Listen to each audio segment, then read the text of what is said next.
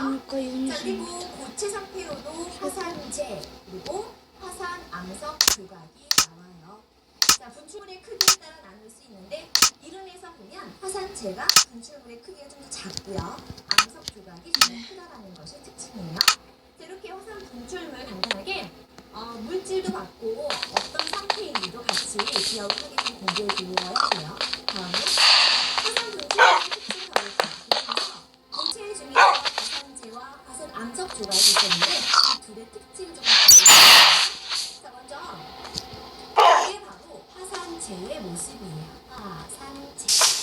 그리고 이게 화산 암석 조각들의 모습. 자, 색깔 먼저 보면 회색이나 갈색이 띠고 있고요. 화산재는 화산 암석 조각에 주로 갈색이 띠고 있고요. 자, 여기서 중요한 건 이제 모양과 크기예요. 화산재는 고운 가루처럼 보여요. 그리고 암석 조각은 둥글고 넓적한 모양이고, 그다음에 화산재는 아무래도 약간 좀 가루처럼 보이기 때문에 이렇게 다른 모에 뒤덮일 수가 있는 것이 특징. 그리고 화산 암석 조각은 좀 그러니까 크게 굉장히 다양할 거예요. 화산재료라는 특징으로 기억을 해볼까요? 자, 다음 해볼게요. 자, 이번에는 화산물의 특징 중에 화산 분출물 중에서 용암과 화산 가스를 정리해볼게요. 용암은 일단 마그마가 이렇게 흘러나오는 거를 보게 되는데 색깔이 약간 붉은색을 띠고 있고 얘는 좀 어두운 붉은색, 그래서 검붉은색을 띠고 있다라고 기억을 합니다. 녹은 초콜릿 같은 모습을 보여요. 상상이 필요할 정도로 매우 뜨겁죠. 가스는 나오는 액체의 상태의 가스인데 색깔은 하얀색이나 회색, 연기가 구름처럼 보이는 것이 특징. 그리고 계속 나와요. 자, 이게 바로 화산 분출물이고요. 자, 이번에는 이 친구들이 스스로 화산 활동 모양을 만들어서 공부할 수 있는데 화산 활동 모양 만들 때에는 우리가 이 친구들이 화산을 만들고 싶은 따라서 재료를 선택하면 되는데 기본적으로 해줘야 되기 때문에 표현할 수 있는 어떤 색깔, 지점토라든지 그다음에 이런 색소 같은 것을 준비해서 화산 만들라는 거 기억하고요. 화산 가스를 표현을 할 때는 이렇게 비닐봉지를 알아두면 되겠지? 그래서 붉은색, 검은색, 요걸로는 요걸 표현합니다. 기억하고요. 비닐봉지를 가지고는 화산 가스를 표현한다는 거 기억합니다. 자, 그 다음 가볼게요. 활동 모형이나 실제 화산의 공통점과 차이점을 좀 살펴보면 공통점은 일단 화산에 뭐가 되게 다양할까? 모양이 다양해요. 뾰족한 화산도 있고 움푹 파인 화산도 있고 평평한 화산도 있고 이렇게 모양이 다양한 것이 화산 모형이나 실제 화산의 같은 점입니다. 다른 점은 뭘까? 차이점은 화산의 규모가 달라요. 화산의 규모라는 건 크기를 말하는데 실제 화산은 굉장히 크죠. 하지만 우리가 만드는 화산 활동하는 얘말이에요. 그치? 그냥 이렇게 만들기만 하죠. 어쨌든 실제 모양은 매우 뜨거워요. 하지만 우리가 화산 활동 모형을 만드는 점포를 가지고 만들기 때문에 뜨겁지는 않지, 그치? 색깔만 비슷할 뿐이지, 그치? 차이점은 이런 것이고 공통점은 모양이 정리하겠네요. 다음 보면 자, 우리 화산 활동이 있는 이거 찍고 있었나?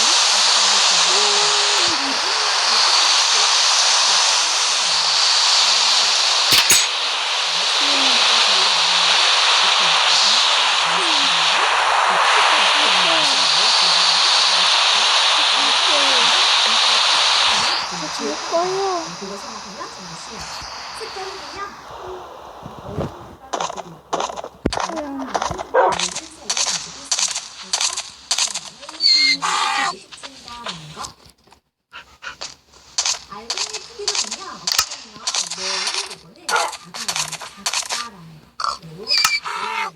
하지만 화강암은 100% 크다라는 거 기억해주세요. 그리고 나눠보면 거친 것이 있고 화강암은 거칠 것이 한데 여러 가지 알갱이가 섞여있기 때문에 몰랐죠? 있다는 거 간단히 알아두고 중요한 건 여기서 알갱이 크기 차이인데 이 알갱이 크기 차이는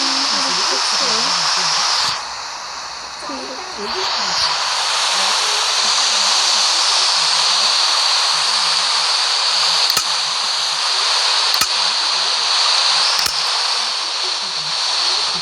기준에서 식었어요. 둘다 식는데 상호하는 지킬 기대가 나왔기 때문에 어떨까? 되게 빠르게 식어요. 힘들기 때문에 그래서 빠르게 식어요. 그러다 보니까 식구들한테서 알갱이가 커질 시간이 있을 거 없을까? 없다 라고 생각하는 거예요. 그래서 알갱이가 작은 것이 좋습니다. 알갱이가 빠르게 식어요. 하지만 바다는 알갱이까지 깊은 곳에서 식어. 한식 같은 것은 온도가 높은 곳이 있어요. 그렇기 때문에 결국 천천히 식어요. 자, 천천히 식으면 그만큼 알갱이가 커질 시간이 있다고 생각하면 그 안에 알갱이가 큰 것이 있죠. 그렇죠? 생산 과정의 차이점이 있고 기타 중요한 특징들은 더 표현에 뭐가 있다? 표정, 기능이 있다는 것이 특징. 하다 안에 알갱이 같은 알갱이가 그 정도 알아야 되는 거예요. 자, 화산과 생활과의 관계를 알아보기 좀 나아볼게요. 보면 화산 활동이나 피해도 있고 좋은 점도 있고 이런 점도 있다라고 하고 먼저 피해는 이런 점이지. 피해는 한 분출물의 집과 용광식을 비롯하여 그 용암이 흘러내려서 집이나 용광식을 비롯하여 비롯해서 그 용암이 매우 뜨겁겠구나. 그렇기 때문에 뭐를 일으킨다? 산불, 화재를 일으킬 수 있다는 거예요.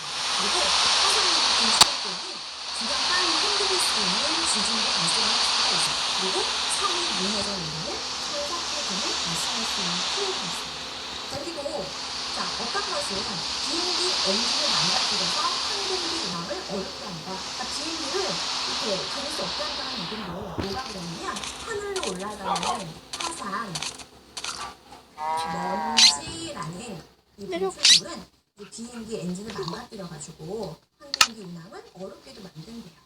그리고 이런 것들은 또 이렇게 하늘을 좀 덮기 때문에 이렇게 시야, 그러니까 잘 안 보이지, 그지? 안 보이면은 항공기 운항이 어렵게도 되겠대요.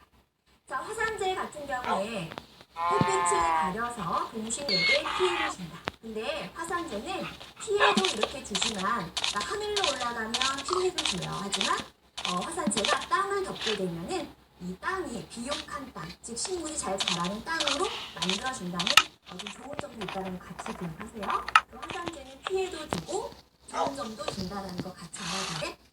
이번에는 좋은 점 가보자. 땅속의 높은 열이 무엇이나 지열 발전에 이용이 된다. 자, 여기 보면 뭐가 있을까? 이 지하수, 땅 아래를 흐르는 물이 있는데 이 물이 땅속의 높은 열에 의해서 자연적으로 데워졌어요. 데워진 물, 온천이지, 그지? 온천을 만들어줘요. 그래서 우리는 여기 물러갈 수 있는 지가 된다는 얘기고 지열 발전에도 이용이 된다. 요 열을 가지고 물을 만들 수 있는 거지. 화산활동으로 만들어지는 특이한 지형은 마찬가지로 관광지가 되고요. 그리고 화산활동으로 생긴 안경을 통해서 관광 관통받는다. 제주, 그치? 어디 한라 아니죠? 뭐지? 돌하르방, 그치? 돌하르방. 화산재는 땅을 비옥하게 만든다. 아까도 말했지만 화산재가 하늘로 가면 피해를 주는 거지만 땅을 덮게 되면 좋은 점이다라는 거 기억하셔야 돼요. 자, 이렇게 해가지고 화산 활동이 주는 이론까지 봤습니다. 선생님과 3단원에 먼저 화산에 대한 중요한 내용들 살펴보았어요. 아침이네?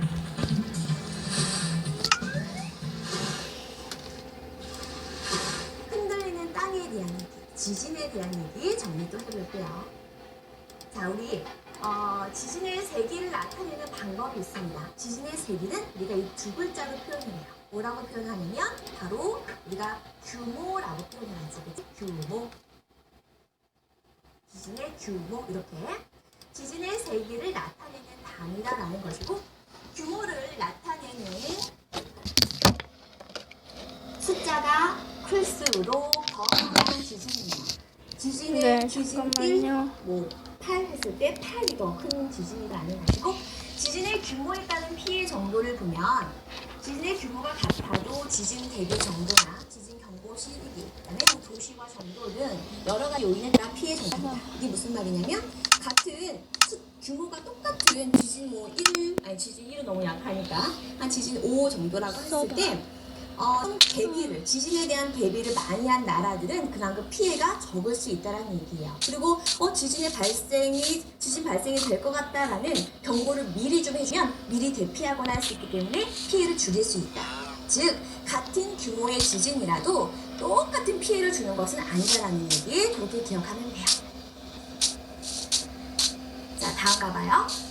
자 지진에 대한 좀 더 자세한 얘기를 보면 지진이라는 것은 지층이 지구 내부에서 생기는 커다란 힘을 받아서 오랫동안 받아야 돼. 오랫동안 받아서 끊어지면서 흔들리는 현상을 바로 지진이다라고 하는 거야. 지층이 오랜 힘을 받아서 휘어지고 결국은 끊어지면서 흔들리는 떨리는 현상이 바로 지진이다라는 것이고 우리가 이것을 모형 실험으로서도 알 수가 있죠. 약하게 밀면 어떻게 된다? 이 우두록이 휘어져. 가운데 부분 볼록하게 되는 그러한 모습을 띠게 되는데 좀 더 힘을 세게 주면은 어떻게 된다? 우두록의 끊어진 부분이 이렇게 끊어지면서 우두록을 잡고 있던 손이 어때? 딱 끊어뜨리면 손도 같이 떨리는 현상. 그런 느낌을 받는 게 바로 실제 무엇과 같다? 지진과 같다라는 얘기지. 그래서 잡고 있던 손이 떨린다. 이렇게 지층이 비유가 되는 거지. 지층이 끊어지면서 전달되는 그런 떨림이 지진이다라고 기억을 하고요. 자 그러면 지진 모형 실험과 실제 지진을 비교를 해보면 우두록은 무엇과 비유가 된다? 실제 지층과 비유가 되고 손으로 미는 힘은 지구 내부에 작용하는 커다란 힘으로 비유가 되고 끊어질 때 손의 떨림은 바로 실제 무엇에 비유가 된다? 지진의 비유가 된다. 땅이 진동, 흔들린다 이렇게 기억하는 거죠. 자 그러면 지진의 피해를 줄이는 방법을 좀 알아볼게요. 선생님이 이번에 강조하는 게 공부로서만이 아니라 이제는 우리나라도 지진의 발생 빈도가 되게 많아지고 있다고 했지, 그지? 그렇기 때문에 실제로도 친구들이 잘 기억을 하고 있으면 좋은 부분이라고 했습니다. 다시 한번 정리해 보아요. 지진이 발생하기 전에 생각하는 뭐냐면 내진 설계에 의해서 건물을 짓는다. 내진 설계가 뭐야? 지진에 견딜 수 있는 건물을 짓는다는 얘기지. 땅이 흔들리면 그 위에 건물도 무너질 수 있고 하니까 견딜 수 있는 그러한 설계를 해서 건물을 지으면 좀 더 피해를 줄일 수 있다는 얘기고요. 무거운 물건은 지진이 나면 땅이 흔들리면 떨어질 수 있는데 가벼운 것이 떨어졌을 때는 조금 그치? 근데 무거운 것이 떨어졌을 때는 그만큼 피해가 크기 때문에 무거운 물건은 될 수 있으면 어느 쪽에? 아래쪽에 둔다라는 얘기지. 닫아둬야 돼. 구급약품, 그다음에 비상식량, 휴대용 라디오, 담요 등을 준비를 한다. 다칠 수 있으니까. 그리고 전기가 끊어질 수 있기 때문에 이렇게 준비를 한다는 얘기예요. 안녕하세요. 자 이번엔 지진이 발생했을 때 해야 할 일을 알아볼게요. 수였습니다. 자 승강기를 타고 있어요. 우리 엘리베이터 타고 있을 때 계속 타고 있으면 마지막으로 굉장히 실험을 위험하기 해볼 때문에 수 있습니다. 최대한 가까운 층에 바로 내리는 것이 좋아요. 자 그리고 낙하물이 있는 곳으로부터 낙하물 떨어지는 물건들 그런 물건들이 있는 곳으로부터 멀리 몸을 피하는 것이 좋고요. 자 책상이나 침대 밑으로 들어가는 것도 좋아요. 왜냐면 이제 떨어졌을 때 나를 한 번 더 보호해줄 수 있는 물건이 필요하거든. 그래서 책상 밑이나 침대 밑으로 들어가서 머리 다치지 않도록 이렇게 간석 같은 것으로 이렇게 감싸고 있어도 좋아요. 자, 공공장소에서는 침착하게 안내원의 지시를 따라서 행동하는 것이 좋다라는 것도 기억을 해야 돼요. 무조건 어디로 도망가거나 이러면 안 돼. 자, 지진 발생했을 때 해야 할 일까지 알아봤고 그러면 지진 발생한 후에 어떤 일을 해야 할지 알아볼게요. 서로 다친 곳은 없는지 살펴보아야 돼요.